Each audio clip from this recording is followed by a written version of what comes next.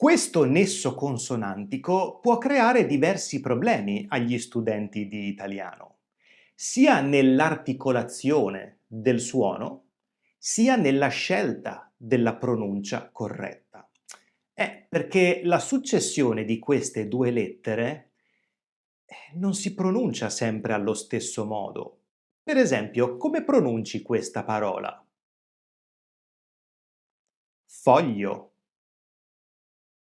E questa? Glicine. E quest'altra ancora? Inglese. È proprio questo di cui parliamo oggi. Ti spiegherò nel dettaglio come distinguere la pronuncia di questo nesso consonantico. Ma prima di iniziare ti ricordo che se clicchi sul link che trovi nella descrizione qui sotto potrai ricevere il PDF gratuito con la spiegazione della lezione di oggi.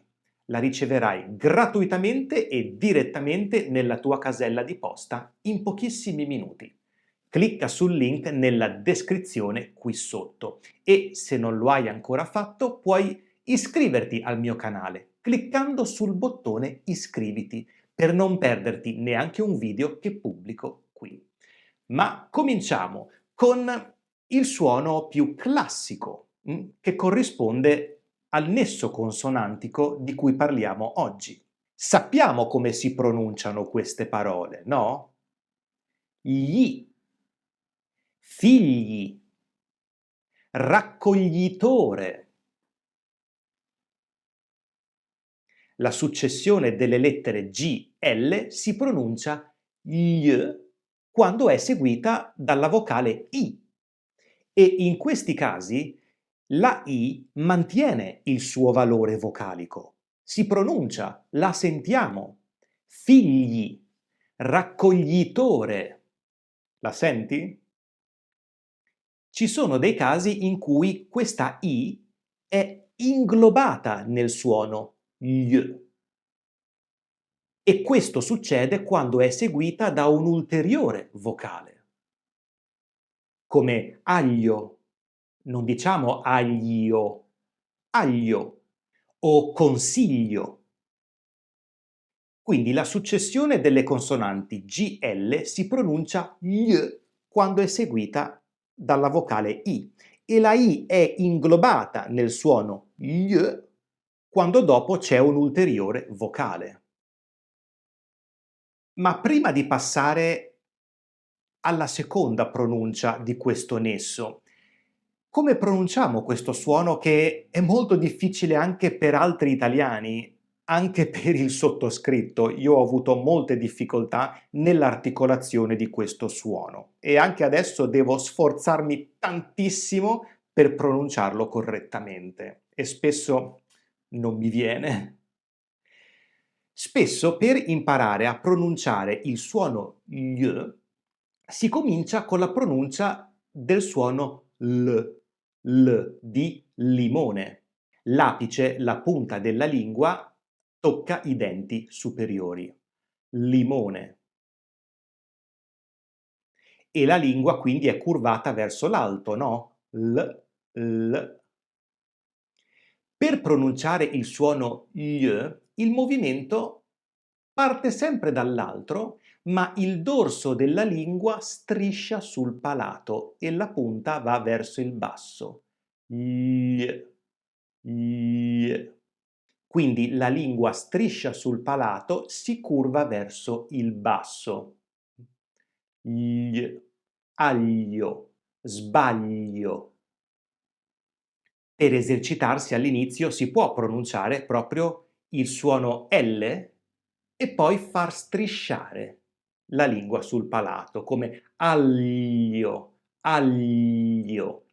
Ecco, questa è una forzatura per esercitarsi nella pronuncia. Poi si perfezionerà il suono e verrà correttamente senza cominciare dal suono L.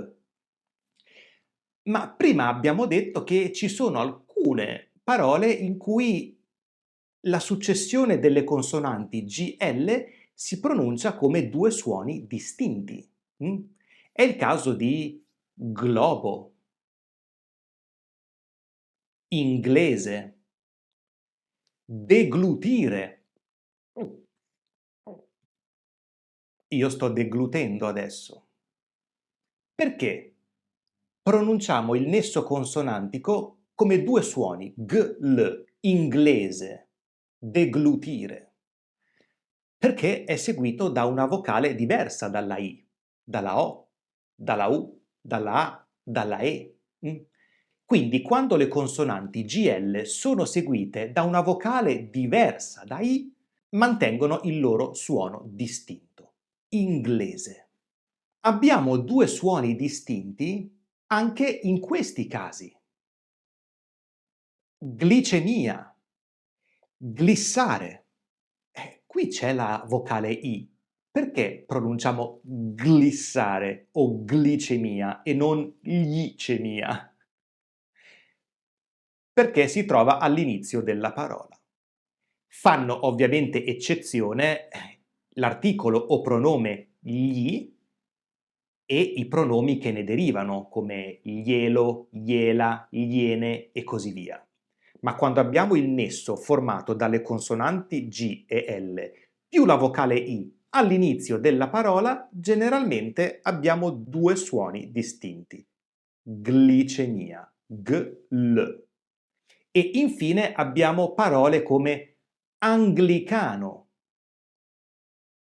ganglio. In questo caso le consonanti G e L sono seguite dalla vocale I e non sono all'inizio di una parola. Perché non abbiamo il suono gl? Qui abbiamo l'influenza della lettera N, del suono N che si trova prima. Quindi anglicano e ganglio.